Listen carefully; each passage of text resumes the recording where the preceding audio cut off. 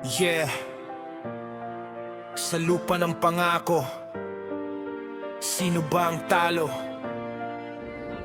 Bakit parang pare-pareho, pero hindi patas ang laro?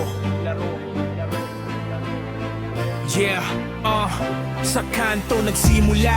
Pangarap ko'y simple lang, pero sa bawat tagbang pader agad ang sasalang.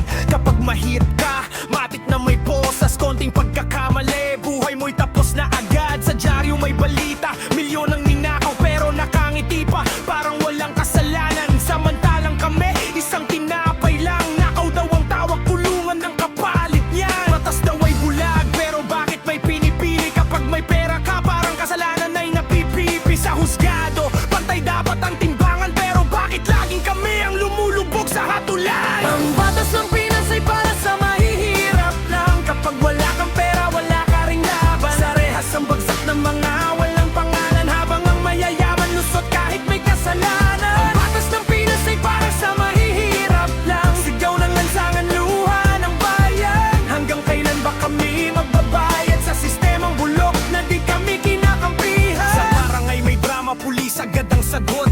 Barilang kausap, hindi natanong ang bot. Tokhang sa gabi, kaba ang almusal. Hustisya raw to, pero bakit parang barubal? May batas sa papel, may hustisya sa salita, pero sa tunay na buhay, salapi ang nagdidikta.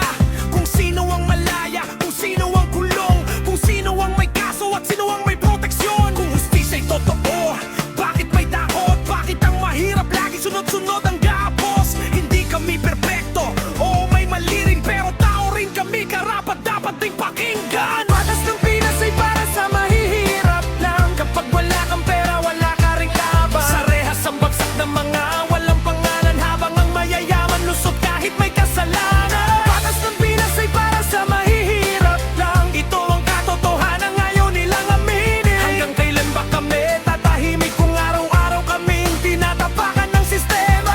Ito inggit, ito'y sigaw ng sakit.